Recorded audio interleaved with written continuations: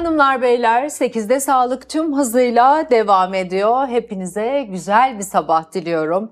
Çok güzel bir gün olsun. Konumuz sağlık. Yazın da sağlık konuşuyoruz. Her zaman sağlık konuşuyoruz biliyorsunuz. Bugün sizleri çok ilgilendiren bir sağlık problemine değineceğiz. Yazın kılcal damar tedavisi yapılır mı? Sizlerin en çok sorduğunuz sorulardan biri bu, biliyorum. Şu anda duyuyorum. Herkes TV8 ekranları başına. Değerli bir hocam var. Zaten onu hepiniz tanıyorsunuz artık. Kalp ve damar cerrahisi uzmanı, operatör doktor Zuhal Durmaz şu anda yayın konuğum. Hocam hoş geldiniz. İyi sabahlar olsun. İyi sabahlar. Güzel bir yazı olsun hepimiz Evet, için. hepimiz Ne için güzel evet. oluyor zaten. Evet. Harika. Sıcaklar başladı hepimiz. Sıcaklar başladı kesinlikle. Şimdi bu sıcaklar başlayınca biraz genleşme de oluyor hocam. Genleşme değil de mi? oluyor, evet. Damarlar da biraz böyle kendini Daha bırakıyor. görünür hale geliyor. Görünür hale. Çok sinir oluyorum ya. Niye öyle oluyor hocam? Evet, sıcak havayla birlikte damar yapısı da kendini bırakıyor ve genişliyor ve daha görünür hale geliyor. Ve daha çok hastalar ödem şikayeti başlar. İşte el üzerindeki damarlar daha çok görünmeye başlar. Özellikle bacaktaki kılcal damarlar havalar ısınınca da herkes şort, etek, daha böyle kışın hep kapatıyorduk uzun pantolonlarla. Şimdi daha görünür hale ve daha koyu görünür yazın. Hatta biz hep şey deriz, kaplıcalar için de geçerlidir. Kaplıca hamam sonrası daha böyle koyu görünür damarlarınız. Bu damarın yapısı gereği hani sıcak havada genişliyor.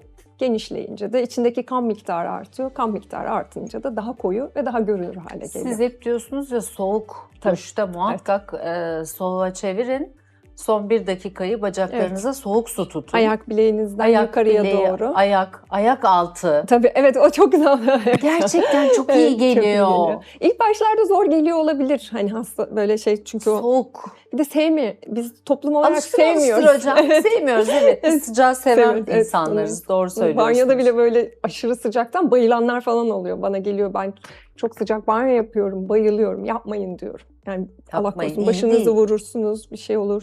Şey değil. Allah korusun. Onun için biz soğuğu sevmiyoruz. Banyoda da o biraz zor gelir ilk zamanlar. Ya soğuk. korunaklı büyüdük. Biz Tabii. yani hani hala da öyleyiz. Değişmeye çalışıyoruz belki modern anneler, yeni anneler. Kat kat giydirmeyi bıraktık. Kat kat giydirme, yani kundaklar, giyimler, yelek, hırka, biz öyle büyüdük. Evet. Hani Evler soğuktu ama şimdi öyle değil artık. evler farklıydı, ısınma sistemi farklıydı.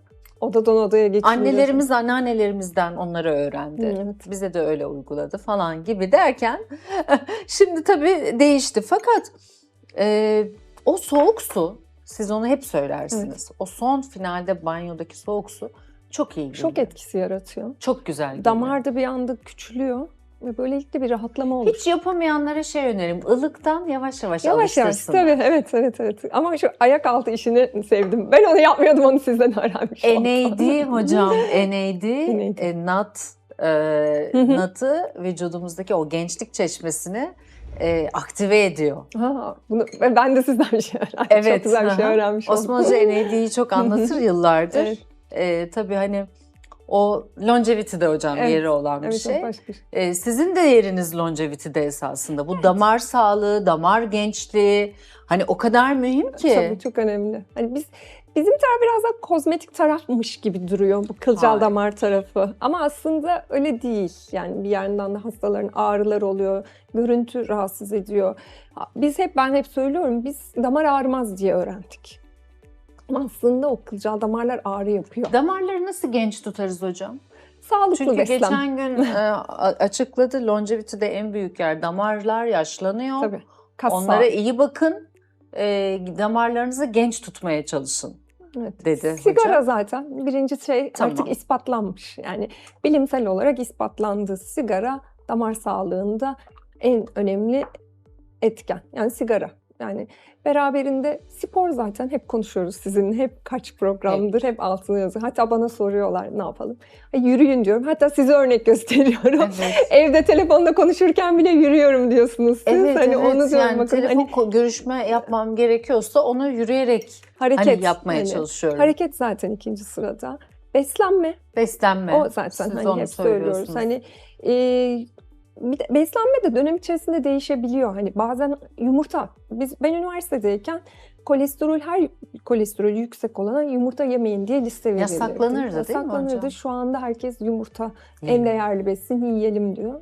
Yiyelim ama hani sağlıklı beslenme aslında, dengeli. Sağlıklıdaki kastımız da hani sağlıklı, herkes sağlıklı ama dengeli beslenin. İşte Dengeli. sebzemizi de yiyin, meyvemizi de yiyelim, işte etimizi de tüketelim. Hani Evet. siz vejetaryansınız gerçi ama Yo hocam Hani- protein çok kıymetli. protein kıymetli. Hatta önce proteini yiyin, sonra diğer yemeğe geçin. Evet, zaten deniyor aslında biz şimdi. Türk toplumu öyle yeriz. Önce ana yemeği yeriz. Hani aslında çorba da var ama artık Mesela çorba eskisi kadar Çorba değil. evet, bir de şimdi yaz ya. Yani Hı hı. yaz çorbaları da var ama hani kış kadar değil hocam. Değil. Aslında Hı hı. biz hani toplum olarak akşam yemeğinde Evet. şey yenir. Önce ana yemek vardır. Ana yemekte de mutlaka bir ya sebze türlüsü olur, et olur. Ondan sonra pirinç, makarna, bulgur. Hani ikinci sırada bu İkinci gelir. sırada ya da işte şeyse değil mi, bir zeytinyağlıysa. Evet, öyle Evet, olur. bizim Salata Türk mutlaka kültürümüzde olur. salata yanında zaten. Önceden hani yoğurt mutlaka olur. Aslında bizim Türk beslenme tipi aslında sağlıklı. Ama biraz porsiyonları kaçırıyoruz galiba biz. Porsiyonları kaçırıyoruz. Tabii canım, çok güzel. Dünyada yani en iyi mutfaklardan biri Evet, Türk mutfağı. Onun için Yani belki de en iyisi. evet. Bence çok Alışkanlık damak tadı. Hocam evet, yani gerçekten Çeşitlilik var, zeytinyağlılar yani dünyanın hiçbir yerinde yok. Evet. Biz o zeytinyağları Ege usulü Evet. çok güzel bol zeytinyağlı pişiriyoruz. Evet. Çok kıymetli. Çok kıymetli, evet. Dışarıda böyle şeyler yok. Izgara patlıcan var. Izgara patlıcan. Kabak, Kabak. salata. Evet. salata. Green salat. Dönüp duruyor. Bir de green salata, Grek diyor. Yunan salatası. aynı Grek, şey evet, diyor. Yunan salatası. O da domatesi. Hı hı. Hani yine bizim tarzımız esasında. Hani soğanlısı, beyaz peynir Evet, hatta bizden çıkmış. geçen sosyal medyada belki siz de görmüşsünüzdür. Bu fonksiyonel tıbbın babası olarak biliniyor. Mark Hyman diye bir doktor bey var Amerika'da. Bu sağlıklı beslenme, longevity, beslenme o hep şey der. Mutfağınızdan hani sağlığınızı değiştirmek istiyorsanız, sağlığınıza yatırım yapmak istiyorsanız önce mutfağınızı değiştirin. Çok diyor. doğru. O Türkiye'ye gelmiş. Ve Fethiye'de bir yerde konaklamış. Oradan bir salata paylaşmış. Tam bizim hani salatalardan. Her şey var içinde. Kuru üzüm var, kuru domates üzüm. var, işte fıstık var, marul var, şey var. Ceviz İşte bu var. diyor yani hani tüketilmesi gereken ama önce mutfağınızı değiştirinle başlıyor. Hani damar sağlığı da öyle. Damar Olay sağlığı da öyle, damar sağlığı. Evet. Damar sağlığı çok kıymetli hocam. Yani damarlara iyi bakacağız. Oksijenimizi yüksek tutmaya Tutacağız. çalışacağız değil mi? Spor Spor. dediniz, beslenme dediniz, bir de tütün ürünleri dediniz Sigara hocam. zaten o birinci sırada artık onu şey yaptık. Yani bilimsel olarak da ispatlandı. Hatta sigara genetiğimizi bile Damar değiştiriyor. yağ sevmiyor değil mi hocam? Yani yağdan kastımız mesela önceden hayvansal yağlar da Zeytinyağı, zararlıydı. tereyağı tamam. Hayvansal yağları da biz çıkarın derdik. Şu anda bilimsel olarak da ispatlandı. Hayvansal yağlar da çok zararlı değil. Ama her şeyin bir dozu var. Yani hani hayvansal yağlar zararlı değil. Oturup da bir kalıp tereyağı yemenin de anlamı yok. Güzel ama ya, Güzel. seviyoruz hocam. Bir de kaymak var. Yani Seviyoruz arada yani. Dengeyi korumak gerekiyor her şey için. Ama sigara, alkol de bilimsel O olarak. da yine yağ, şekere Evet. çeviriyor, yağ çeviriyor. Yağ çeviriyor. Damarları olumsuz Aslında yönde evet, etkiliyor. Bunlara dikkat ettik mi? Esasında damar sağlığımızı daha uzun süre, Koruyabiliriz. longevity de düşünürsek hocam, uzun süre sağlıklı tutabiliriz. Ama Belki kim bilir neler çıkacak. Belki bir IV'ler çıkacak. Damarları belki yenileyecek. temizleyecek içini. Ha, olabilir mi böyle Evet. şeyler hocam? Var mı yoksa? Çalışıyorlar bilimsel olarak. Bakalım umarım Evet. görürüz biz de hani. Peki hocam, şimdi yazın kılcal damarlarımız, ben size geçen yıl da yazın gelmiştim. Evet. Şimdi onu hatırlıyorum. Biliyorum ben tabii ama izleyicilerimizin en çok sorduğu soru, yazın kılcal damar tedavisi yapılabilir mi? Şimdi eski geleneksel köpük, skleroterapi, iğne tedavisi diye bilinen kılcal damar tedavisini biz yazın yapmıyorduk. Hatta Mayıs ayı gibi falan da kapatırdık. Yani bu yapılmaz deyip hastayı gönderirdik. Çünkü bir varis çorabı giymesi gerekiyor. Bir de yapılan bölgeyi güneşten korumak gerekiyor. 2 ay gibi bir süre güneşten korumak gerektiği için biz yapmıyorduk.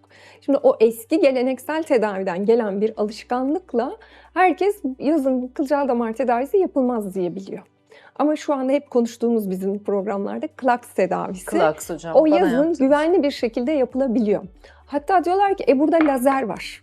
Lazer biz yazın yapılmaz diye biliyoruz. Siz nasıl hani lazer de varsa Ben yazın birkaç günlük yapıyorsunuz diye. tatilden gelmiştim size. Biraz hatta hafiften bronzdum. Hı hı. Yaptınız. Evet. Çünkü bizim hani o kullanılan epilasyondan kullanılan lazere göre bizim kullandığımız lazerin enerjisi ciltteki renk değişimine çok az etkileşiyor. Bizim direkt damara hedefli bir lazer olduğu için de enerjisini bir tık düşerek devam ediyoruz tedavilere. Yazın Daha var. kılcal damar tedavisini bir başka bölümümüzde biraz daha detaylandırmak Detaylı isterim konuşacağız. hocam. Evet.